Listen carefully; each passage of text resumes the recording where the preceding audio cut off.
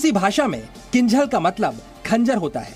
किंझल hypersonic missile आवाज से 10 गुना ज्यादा रफ्तार से चलती है। इसकी तेज रफ्तार दुश्मन को प्रतिक्रिया का मौका ही नहीं देती। किंझल हाइपरसोनिक मिसाइल 2000 किलोमीटर तक हमला करने में सक्षम है।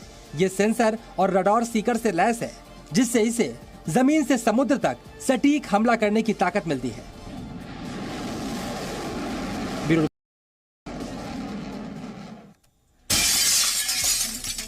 इस वक्त की बड़ी खबर आपको बता दें, यूक्रेन पर रूसी रक्षा मंत्रालय का बड़ा दावा। किंझल हाइपरसोनिक मिसाइल ने नष्ट किए भूमिगत गोदाम। बड़ी मात्रा में यूक्रेन की मिसाइलें और गोला बारूद नष्ट हुए हैं। इस हमले में 201 यूएवी नष्ट किए गए हैं। 1443 टैंक अब तक ऑपरेशन में समाप्त किए गए हैं। साथ ही साथ 147 मल्टीपल लॉन्च रॉकेट सिस्टम भी नष्ट किए गए हैं। कई सैन्य वाहन भी रूसी हमले में नष्ट किए गए हैं। रूस की ओर से बताया गया है कि जो किंझल मिसाइल का इस्तेमाल किया गया है उसमें बड़े पैमाने पर भूमिगत गोदाम में जो हथियार रखे गए थे उन्हें बर्बाद करने में रूस को कामयाबी मिली है।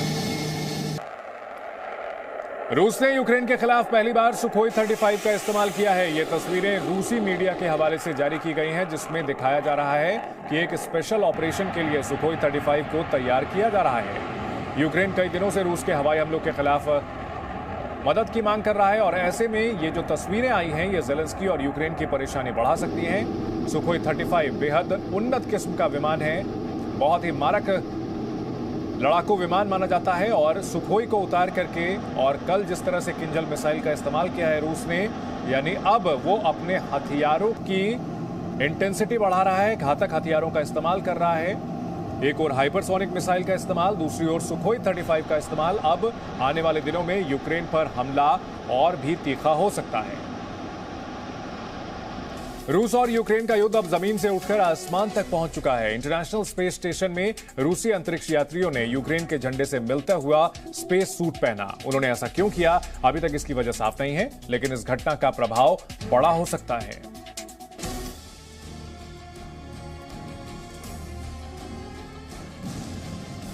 जमीन से आसमान तक रूस का विरोध।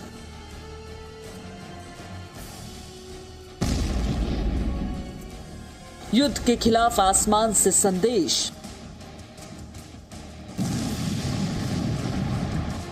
ये तस्वीर इंटरनेशनल स्पेस स्टेशन की है, जहां युद्ध शुरू होने के बाद रूसी अंतरिक्ष यात्रियों का पहला बैच पहुंचा है।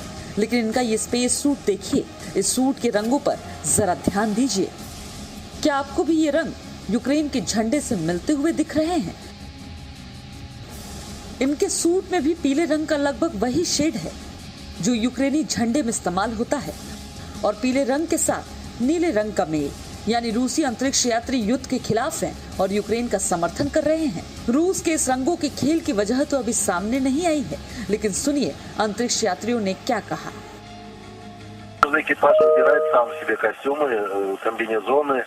Ну и чтобы не были все одинаковые, каждый экипаж выбирает такой, чтобы не одинаковые были. Ну, у нас дошла очередь до нашего цвета. ये तस्वीरें कजाकिस्तान के बैकानूर की हैं, जहां रूस ने अपने रॉकेट से तमाम देशों के झंडे हटा रहा है। देखिए रूस ने कैसे बारी बारी से अमेरिका, जापान और ब्रिटेन के झंडे हटा दिए। ये वही देश हैं जो इस युद्ध में रूस के खिलाफ खड़े हुए हैं। झंडा उतारने से रूस का मतलब साफ था कि चाहे जमीन हो या आसमान, रूस के खिलाफ बोलने वालों को वो माफ नहीं करता।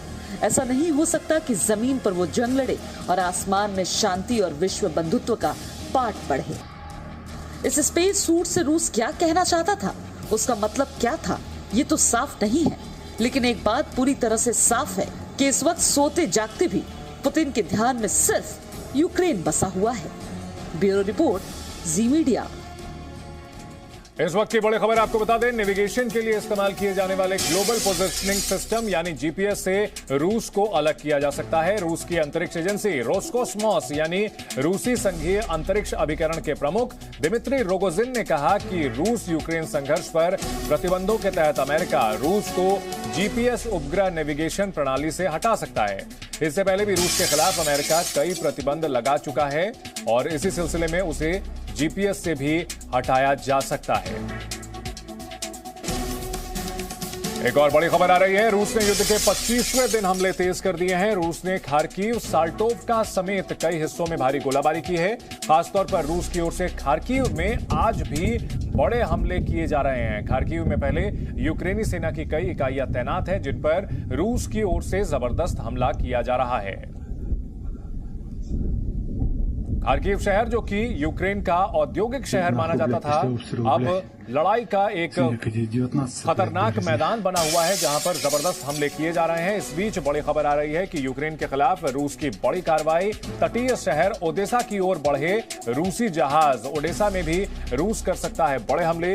यूक्रेन के काला सागर तट के पास स्थित है ओडेसा शहर।